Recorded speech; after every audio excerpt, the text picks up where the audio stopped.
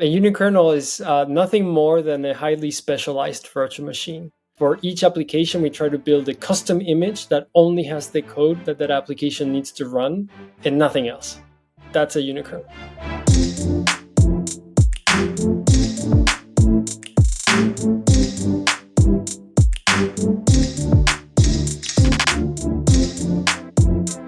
Hello, everybody. Welcome to the Highlight Podcast. I am Jay, the CEO of Highlight, and with me I have Esplin. Yeah, I am producing this podcast, and I am an employee at Highlight, and I work on the JavaScript SDKs as well. And last but not least, we have Felipe on the podcast today. Felipe, thanks for coming. He's an ex-network and operating systems researcher, and now the CEO and co-founder of Unicraft, a unikernel startup.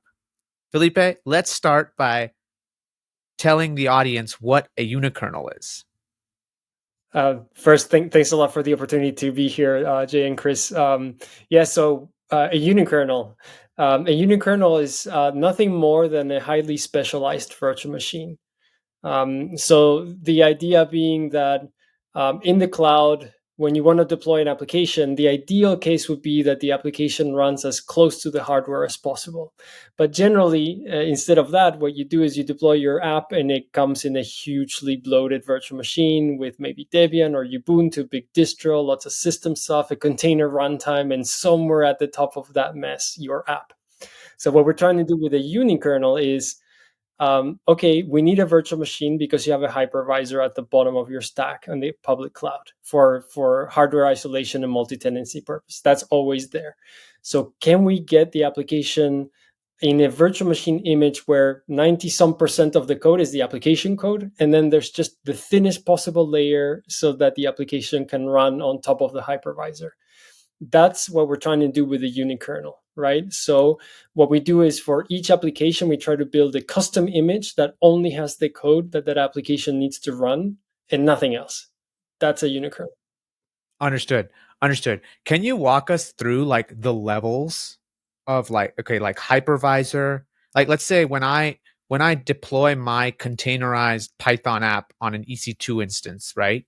Can you go through like what the high level levels look like from the hypervisor to the application, and then what you're taking out and maybe what you're replacing it with?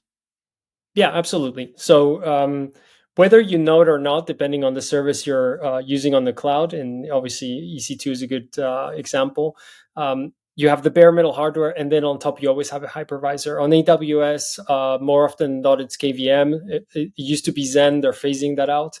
If you go to Azure, it might be Hyper-V. But anyways, you have the hypervisor. And then on top of that, you're going to have a virtual machine. That's the only thing that runs on a hypervisor. Generally speaking, you now have the Linux kernel. Hyper-V, maybe you have Windows or whatever else. And then you have this kernel user space divide. So then you have the kernel and the user space come in. And then you have the container runtime if you're using containers. And then on top of the container runtime, then come a bunch of system libraries and whatever it is that the application needs to run. And on top of that comes the application. And these days, maybe if you're deploying WASM or other language level isolation, you have an extra layer in there. So even though you think, oh, I'll just have a simple Python application, that's all I'm deploying, there's a massive cloud stack underneath you, whether you want it or not. And then the other element is that when you hit the go button, start this, please, there's a massive controller infrastructure that kicks into place, and it's not always very fast at all, that needs to do a lot of operations before actually telling that virtual machine to start. And even when it does, the virtual machine, because it has all of these layers on top, it takes a long time to start. And this is why you probably noticed that in a lot of services, when you hit go, it takes sometimes seconds, sometimes minutes for anything to get going, right? This is the famous cold start problem. Makes sense. So, okay, like the first two layers you mentioned of that, Felipe, was the hypervisor. And what was the second one? So the first one is the hypervisor. Then you have the OS kernel, right? Then you have user space. Then you have the container runtime if you're using containers, and then maybe the application. Or if you're using WASM or some language level isolation runtimes, then you have yet another layer and then the application on top of that. Got it. So like if if the OS kernel, like when I deploy something on EC2, is my EC2 instance an instance of an actual server, or is it just an instance of one kernel running on a really large instance, or like a really large server that has many of these kernels where the hypervisor sort of wraps it? Is that kind of how I should think about it?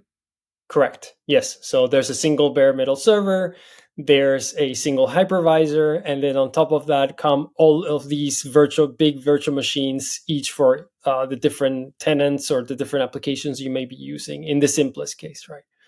Got it. So what then does a unikernel in, let's just continue to use this Python container that I'm running on EC2, right? Yes. What does a unikernel afford me once I can do that? Either on AWS's end or my end. And yeah, maybe let's talk more about like the benefits of this approach as opposed to the current. Right. So with a unikernel, you'd still have the bare metal server, of course. You need that. You still have the hypervisor, right? But then things look a little bit different. We're going to be using what still is a virtual machine, but a very specialized one. So we're going to get rid of the container runtime because you don't need it at runtime. It's good for build time, but when you go to deploy, it's not doing anything useful. You just want the application to run. So let's get rid of that. There's this user kernel space divide. Let's just get rid of that. You don't need it. It just gives you overhead because you already have isolation from the hypervisor. And then there's most kernels used in the cloud are monolithic. You get a big chunk of code irrespective of what application you're running. So let's maybe use a modular operating system, which is also what Unicraft is, where we can pick the parts of the kernel that each application needs to run at compile time. And then we go to deploy, we don't use what it doesn't need, right? And if you put all that together, what you've built is essentially for Python, for instance, you built a Python-specific operating system and distribution just for running Python or just that application, right? And so everything gets, a lot more efficient, like orders of magnitude. So fewer memory, no cold starts that happen in milliseconds, and so forth.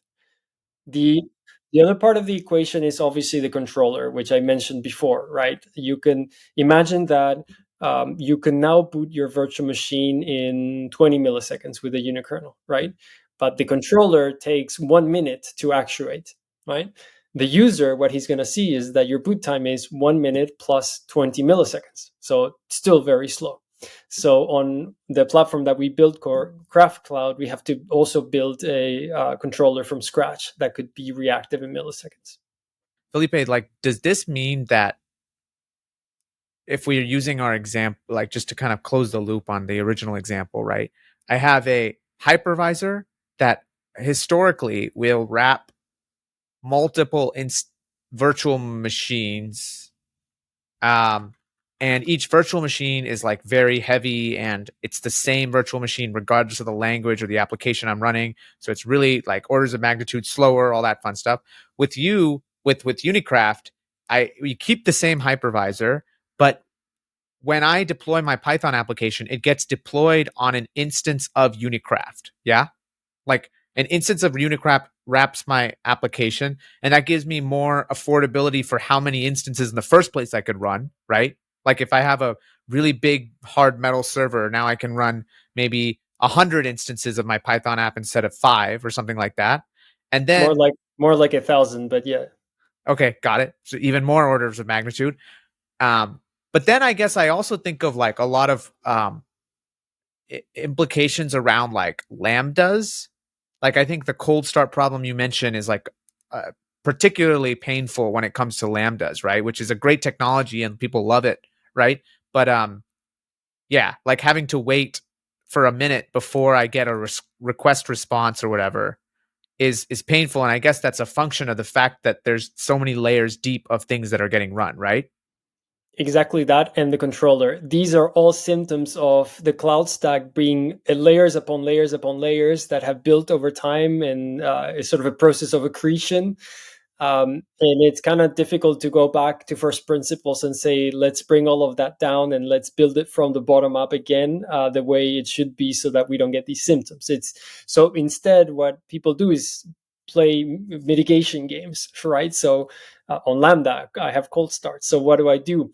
There's systems that make sure that you have this discussion about cold starts and warm starts. So a warm start is my function never went to sleep, so it's always up. So I have a warm start. It's not even starting. It just never went to sleep. So there's services that make sure that your important instances never go to sleep. And that's the solution to cold start, is that things never go down. But of course you get charged for the fact that they never go down, right? And then you have pricing schemes where, okay, if you're paying us to keep you warm, we'll charge you less than if you had the thing running all the time with actual traffic, but we'll still charge you something. And all of these super complicated schemes are because the underlying technology cannot do very fast cold starts, which is what it really should be doing, right? I'm just sort of amazed at what this opens up, because I've been using, for example, I've been on GCP for a decade plus, and I've used a lot of Cloud Run, which lets you deploy your Docker container, and then they'll scale it to 0. They'll turn it off for you. But if no one's hit my site in a bit and it has gone scaled to 0, and I click on it, I've got 20 seconds sometimes. Depends on how much you 10. Pay. Yeah. Yeah. And I'm waiting for 10 seconds for the thing. And at first I was like, oh man. But it completely, so you have to kind of architecture on that a little bit, and you got to plan for that. But what you're describing right now, I don't have to plan for that anymore. I just scale to 0 all the time. And then I have as much as I want when I get it. Like I get a full environment. I don't have to be inside of, for example, a Cloudflare worker, which is super duper stripped down. And that achieves kind of the same goal, but in a different way. But what you're explaining to me is I get everything at that incredibly cheap price with that incredibly fast cold start. 100%. So I'm just kind of blown away. So there's two things that I'd like to pick on in everything that you said, which is super interesting. So the first thing is this thing of when you first is definitions, right? So I have the different definition of what autoscale and scale to 0 mean, right, from the other cloud providers. So here's the other cloud providers' definition of scale to 0. If a platform can put you to sleep and wake you up transparently, they have scale to 0, right? But I think if you take it one order of magnitude logically over, what you're really trying to achieve is make sure that your thing is not running when you're idle, right? And if you follow that definition, then they don't have scale to 0, because when you go idle, you shouldn't pay for an extra 10 seconds or 2 minutes before they put you to sleep. Within milliseconds, you should go to sleep, right? And not get charged for it. And even more importantly, maybe when you wake up, your users should never detect that you were sleeping. That looks pretty bad, right? If the next request comes in and the user's like, 20 seconds or 10 seconds or even 1 second, what's going on? Then that's not proper scale to 0. So in our scale to 0, we basically, it's configurable, but the default is 500 milliseconds is how the window of when we detect you're idle, and then we put you to sleep. And then when you wake up, when the request comes in, that usually takes under 100 milliseconds. So you can kind of hide it within the RTT of the internet, right? So hopefully it's transparent to your users. And the other one is autoscale, right? So autoscale, what should it be? Autoscale is a mechanism to cope with bursts and peaks, right? And those bursts and peaks on the internet can happen again in time scales of milliseconds, hundreds of milliseconds, whatever it may be. But the autoscale mechanisms, other than Lambda, and I'll speak about that in a moment, but they can take minutes to even bring more horizontal instances up, right? And so that dissonance between those two timescales mean that you again need to do mitigations, like I'm going to bring more instances and have them idle and then pay for them, but at least I'm ready, or I need to provision for peaks or figure out clever algorithms of when a peak might happen for me, right? And you're not only paying too much, but the sort of super hard brain engineering that you have to do constantly Which brings me to that second point about what Chris was saying is now I need to think, do I go to a Lambda world because autoscale is fast, but now I'm restricted because I can only run functions. But then I go to Cloud Run, great. Now I don't have that restriction, but now my scale to zero is not fast enough. And if you're a cloud engineer, you have to constantly think about all these trade-offs all the time. So we're trying to provide a cloud platform where these discussions about cold or warm starts don't make any sense. It's just things put quickly and you don't need to worry about it. And then when if you're like a small app, then you'll scale to zero. And if you happen to grow and you start getting more and more traffic, then auto scale will just kick in for you. And all of that based on a container model, so where you can deploy whatever app you want, not just functions. Felipe, I'm sure you've heard of Firecracker. Yes. How is Firecracker related to what you're doing? From what I understand, they rewrote the container runtime, which is like 3 levels higher. Maybe I'm wrong, but yeah, do you mind talking to how that's related? I imagine they just took a section of this and tried to optimize it, maybe. Whereas you're kind of like redoing the whole stack, from what I'm understanding. But yeah, if you could just explain your take on that, that'd be interesting. Yeah, happy to. So let me add one little layer of complexity to that stack that I was explaining before. So Sure. We said bare metal server, we said the hypervisor. If I'm taking Linux as an example, Linux has a kernel module called KVM, and that's really the hypervisor, KVM. Got it. Then in user space, in the host, it's going to have what's called a virtual machine monitor. It needs something that can talk to to KVM and tell it start a VM, now stop a VM, tell me the state of VMs and so forth. That thing is called a virtual machine monitor. The most common one in the Linux world is called QEMU, but then Firecracker came along as an alternative. And Firecracker was created by AWS because it's what they use for Lambda and a few other services. Got it. And the reason they decided not to use QEMU anymore is QEMU is a little bit heavyweight. So it needs a lot of memory per VM. It takes a long time to boot. And so the idea with Firecracker was to create one of these virtual machine monitors that was geared towards lots of instances and faster booting, right? Got it. So you can probably guess where I'm going with this. We actually do use it, Firecracker, on our platform. It's one of the pieces. Understood. But the unikernel you built is used by Firecracker. Like when Firecracker spins up a new VM, it spins up a new VM that has unikernel on it, right? Or something like that. Like it's like it spins up an instance of Unicraft. Yeah, correct. So a unikernel to the outside world, in the outside world being something like Firecracker, it's a virtual machine. So Firecracker does not know that it's booting a unikernel or a full Linux VM. They're both VMs. It's just that inside, we're not running Linux. We're running the Unicraft OS, which has, by the way, Linux API compatibility layer, so that standard applications that can run on Linux can run on us. So the applications that run on Unicraft, they think they're running on Linux, but they're not. Got it. Right? Got it. But to Firecracker, it just, a VM is a VM is a VM. It doesn't know. It just, I mean, at best, it knows that for some reason that VM is booting really quickly, right? Makes sense. Okay. Awesome. Let's maybe transition to talking a little bit about the business, Felipe. I'm curious, like, so you decided to build a cloud offering that hosts Unicraft, or is the name of the operating system Unicraft? Yes. Okay, and then the name of the hosted offering is Kraft.cloud, is what I heard from you. Yeah. Yes, correct. Okay, awesome. Yeah. So what made you think that you should start a cloud offering as opposed to, I don't know, find a partner that is already a cloud offering?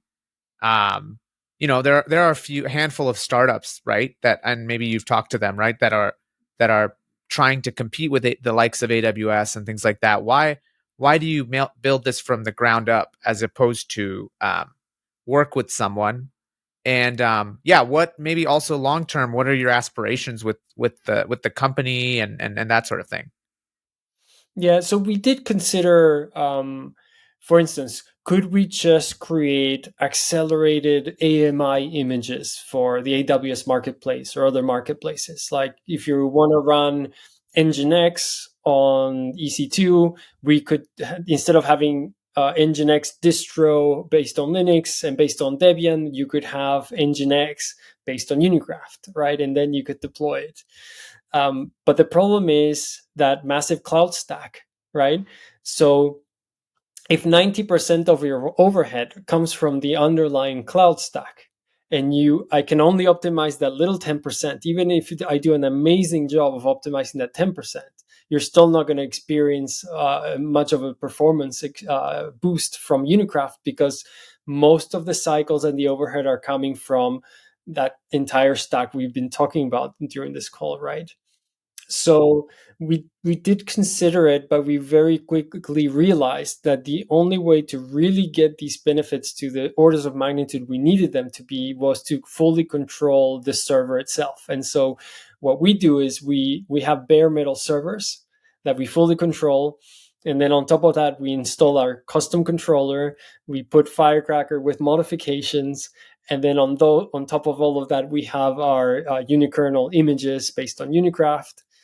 And when you put all of that together, then you actually have a cloud that is based on Docker and Docker files on the build side. So you can sort of have a Docker file and say, use our CLI tool. You say Kraft, deploy this, please. And then sort of sneakily and transparently underneath, instead of deploying your container, what we deploy is the root file system that you want and the application you want, but we transform it into a Unikernel, and then we throw it at our platform and a really fast controller. So from an experience point of view, you get all the amazing benefits of the Docker world at build time, because we think that's one of the best build time tools, obviously. But when you go to deploy time, we think, maybe Unicraft and Kraft.cloud is the way to deploy. So we try to get the best from both worlds. So when I'm developing locally with this, am I developing inside of should I develop inside of a local Unicraft instance, or do I develop on your cloud because that's just so fast? Why not? It's an excellent question, and I often wonder. So you can do both. So the Kraft CLI tool, if you say Kraft Cloud, that goes to the cloud. But if you just say Kraft and other commands like Kraft Run, it'll run locally on your laptop on QEMU, which I mentioned earlier as the other VMM, right? So it'll do some emulation, so you can run a virtual machine directly on your local system. As to the workflow, that's possible, right? And by the way, the Kraft tool is open source. So what's the best sort of workflow? I tend to use Kraft.cloud deploy all the time, because it just, obviously if you're using some massive app of gigabytes, it's going to take longer to upload it. But for most things, so for instance, when I do an Nginx deploy or a small Python script, the actual build and wrapping into an OCI image, putting on the registry, and the platform running it is 3-4 seconds, depending on the internet connection you have. And then the cold boot time is 20, 30, 40 milliseconds, whatever it might be. So within those cycles, it's okay that I'm not running locally, right? It changes everything about how you could work with this. It's just crazy, because the scale to zero is so aggressive. You could have lots and lots of projects just running in Kraft.cloud, and it's like free. Yeah, and one thing that our controller does, it actually can monitor how many active instances you have. So we could have like pricing plans where, say you have 16 instances allowed, we could have that be 16 active instances allowed. So you could have some new projects, you don't know if they're going to go well or not yet, you just want to test them out. So you can sort of deploy them. They'll be mostly scaled to zero. Probably they won't clash with your 2, 3, 4 active instances that are much more active. And then you can sort of test it out within that same tier, right? Interesting. So I'm curious now. I'm thinking more about like how you've built the Kraft.cloud offering, and if I have something like Kubernetes, the Kubernetes operator will create an instance of a VM on some fleet of servers with that like pod, like create a pod or something like that, right? And when it does that, I guess under the hood, it has like a fork for each type of machine that's you running. It has a fork for each type of hypervisor that's running. Like it kind of can handle all of that, right? Yes. But it probably uses only 2 instances of the hypervisor, or a handful of instances of a hypervisor, right? And so plugging Kubernetes into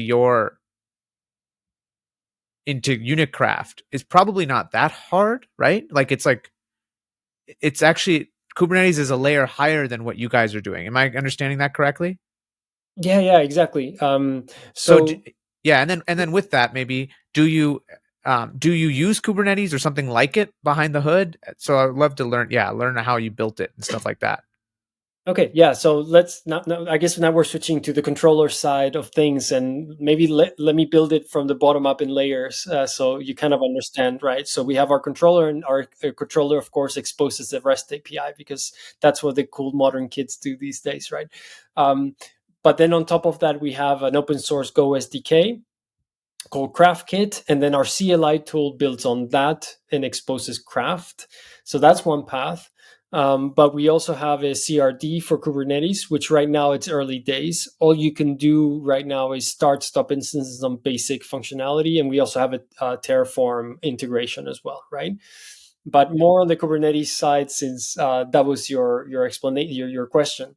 What we would like is the Kubernetes API and the kubectl commands without any of its performance, or what we think is bad performance, right? So if you type kubectl and you say start, you go get a coffee. When you come back, maybe your thing goes green and it's ready, right? On the very thin so far integration we have, you do kubectl and you say, please start this application, and you hit enter, and immediately the prompt returns, because what it's doing underneath is essentially eventually doing a call to our REST API and starting that instance as if you were using our Kraft tool, right?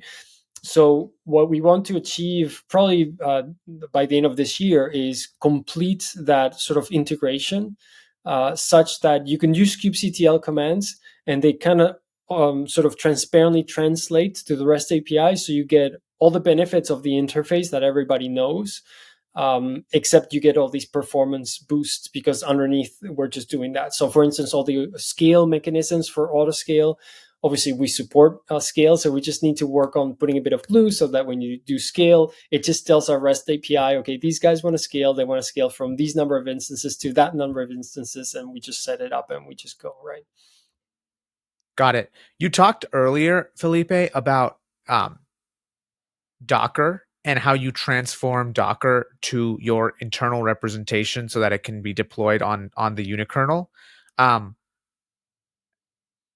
How hacky is that? Like, how generalizable is it? Like if I have a Python application that uses Docker, the public Docker image for Python, versus I use a uh, Docker image for, I don't know, some C# or whatever, right? Like, are you guys like actually writing code that looks at each line of the Docker file and just has sort of like internal representation you switch to, or is it pretty generalizable and like off the get-go? Like how do you think about that long term? Okay, so yeah, so there's a lot of questions in there, and that was pretty good. On the generalizable part, it's pretty generalizable because we're using something called BuildKit, which is a standard tool for building Docker files that we didn't write at all. So it's great. So we rely on that. And what that does for us is obviously parsing the commands and then looking up what the root file system should be and building that. And then we take that root file system, we attach it to the unikernel, so you have all the files in the right places that you want to run in the application, right? And then there's some commands like environmental variables. So if you're in the Docker file and you say env, we make sure we parse that and we forward it over to your instance, so you have the environmental variable set correctly when you're there, and all of that kind of happens transparently. The basic workflow when you get an access token on the platform, by the way, it's in closed beta, so you can just go and sign up for free, and we hand out tokens within 24 hours. And so the basic workflow when you go to the documentation is you set your access token, you download Kraft, a one-liner, and then you clone public repo of examples. There's like 30, 40 subdirectories in there, each targeting a language or a framework. So web servers, databases, things like Spring Boot or Django or whatever it is that you're used to using. Each one of those has a Docker file as an example of a web server or something to get you started. And once with a one-liner you've deployed and you have it started, you can then go in and modify the Docker file to say, now I want these files or I want a different web server. And that's sort of the workflow of how you get going, right? So if I'm running a Postgres database, should I have, and let's say I've got a Golang backend and a Postgres database. Mm-hmm. Do I run them both in the same kernel or do I split them? So generally we tend to split them. So that would be, and that brings me to Compose, of course, which is so, but basically the way you would do it is you would start a Postgre instance on Kraft.cloud, and then you would start a Go front-end instance, and then you would connect them together. So on Kraft.cloud, we run even a private DNS server for each user. So whenever you start things, you get a whatever. And this, in your case, it would be go.internal. That's your DNS name, and postgre.internal, and you can link things that way. But last week we introduced Kraft.cloud Compose. And so you can have a compose file, a standard compose file, and you can say go this and Postgre that and link them together. And then you just say Kraft.cloud compose that file and it'll just go and do it for you. Wow. That's so cool. Felipe, well, I'm curious, what do your customers look like right now? Like, you said you're in closed beta, so are you slowly kind of ramping up usage? And then maybe the second question is, in terms of what you think your customers will look like long term, will they be large enterprises where you can promise them, cost savings on their cloud provider or on their on-prem deployments? Or will it be because of this, the developer experience boost that you get from being able to just spin things up quickly, more so a bottoms up go to market kind of motion? Yeah, you're pretty much hitting the nail on the head. It's a bit of both. So at the moment, it's more bottoms up, and that makes total sense. And by the way, our plan is to always have a free tier. As you can imagine, we can run a free tier relatively cheaply thanks to all these mechanisms, and also have some sort of value tier, like a $20 a month or whatever. You can imagine that that sort of level where people can just come and deploy and be happy with that. And then, of course, enterprise custom contracts. And then we also support the ability to have either dedicated servers or even cloud prem or on-prem, because ultimately what we do is bare metal server installs for ourselves. And then we have Kraft.cloud, or we can do it on your server and then we help you manage it. But it's the same install. A bare metal server is a bare metal server. As for profiles and use cases, it's pretty varied, actually. So what they have in common is I'm paying a lot of money for idleness due to the overhead that you're sort of forcing upon me, because your cloud stack has lots of overhead and your control has overhead. The problem right now with the model is the more overhead the hyperscaler has, the more you pay them. So, which seems counterintuitive if you're the user and all you care about is your application running, right?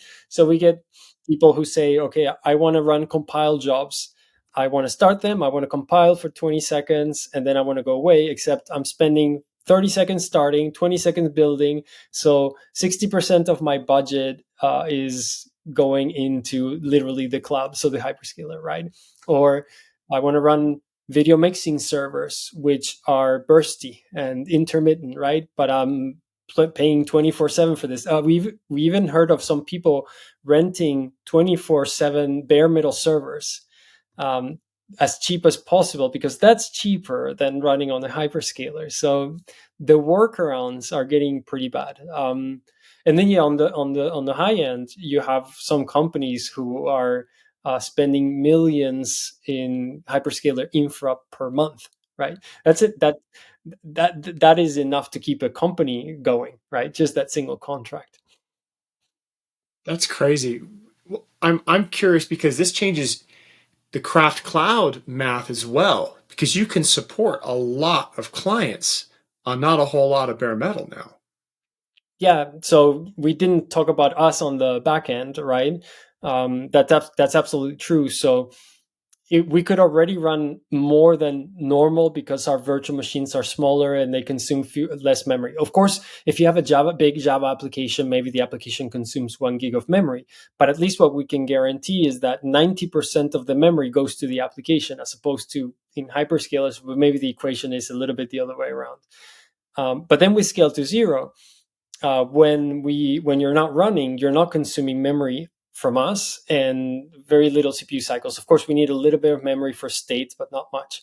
So I think we did a stress test some months ago. You wouldn't do this in deployment time, but we sort of said, okay, create instances until you die, server, go. So we left it running and it got to almost 100,000, right? So you wouldn't do that in production, but it gives you sort of an order of magnitude idea of what you could do with this, assuming everything were idle, right?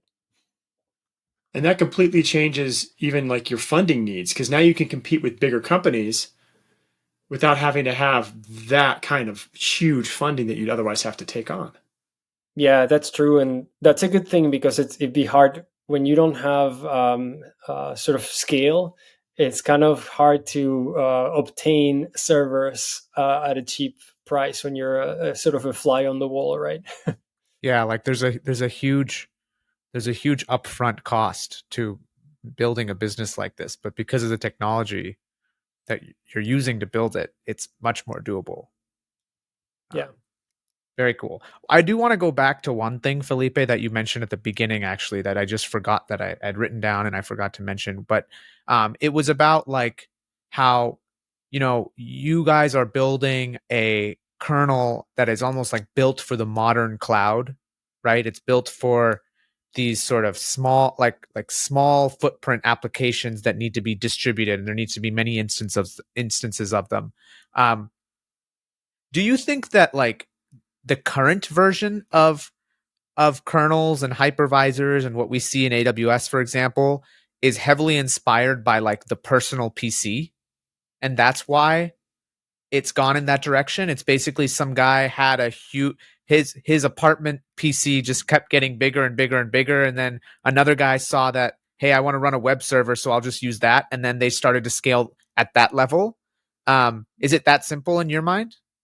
Yeah, 100%. So, if you want to sort of trace the history of this stuff, first you had big mainframes, and you had to be very efficient with how things worked. Then the PC came, and you still had to be a bit efficient, but eventually things became more and more powerful. So now efficiency wasn't so important. Then the cloud comes along, and you need obviously an operating system for your virtual machines and whatever else, right? So the hypervisor was kept really relatively small, because the more code you are, the more you can be you have more problems with isolation and security and so forth. So you had a strong drive to keep the hypervisors lean.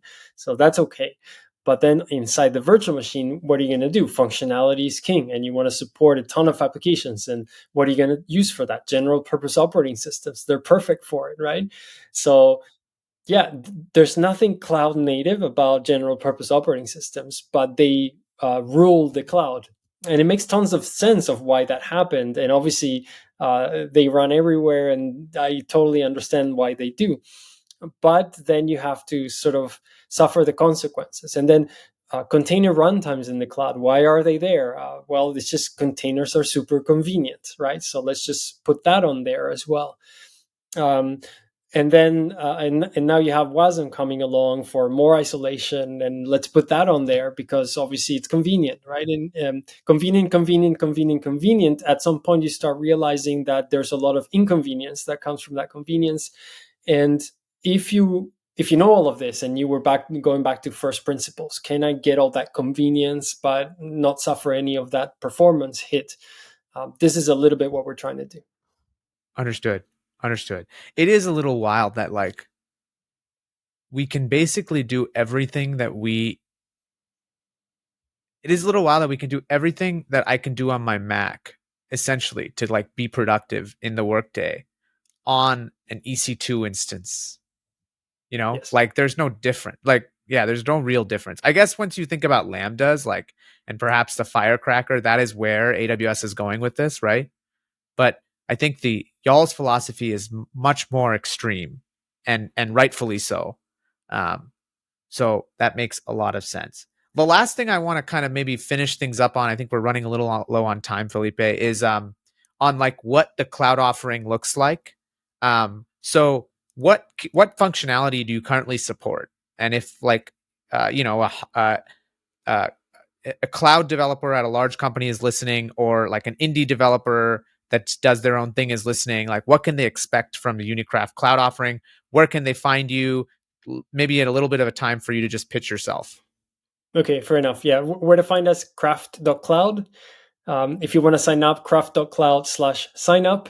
We're in closed beta, so if you sign up within 24 hours, you'll get an access token. And then with that, as I mentioned earlier, there's this public repo that has 30 to 40 applications and languages to get you started. There's a lot of documentation, so if you go to docs.craft.cloud, it's public, so you can at least go there even without having to sign up. You can check what's there, and there's a ton of guides. And the guides are split among applications and languages that match kind of the repo I mentioned, but there's also guides that explain features. So how does autoscale work on our platform? How does scale to zero work on our platforms? How do you do load balancing? How do you do rollouts? How does monitoring work, and those bits and pieces, right? So we're constantly improving the functionality. The one thing about the closed beta that is nice is that we are pretty attentive to what our users tell us. So if there's feature requests, things of that sort, we're pretty actively doing it. And we're also working on what we think are really nice features. Like one of the things we're working on is snapshotting, which is a fancy virtual machine world term for what we eventually will allow, which is stateful scale to zero without having to use volumes, right? So if our images are small and our controller is fast, one thing that we could do is when you go idle, we can quickly save to either memory or disk or NVRAM all of your state quickly. And then when the next request comes in, wake you up with the state. And so you can do edge stateful processing scale to zero. So that's another thing that is on the roadmap, right? Wow. Very cool. Very cool. Cool. Well, yeah, everyone check out Felipe and Kraft.cloud. Docs are at docs.craft.cloud, and to sign up, craft.cloud/sign up. Thank you for coming by, Felipe. This was really fun and very informational. Chris was mentioning that we were going to have a good time, and he definitely wasn't wrong. So yeah, thanks for your time, and we really appreciate it. Thanks for your time too, Jay and Chris. Super fun conversation. Thanks for all the amazing questions.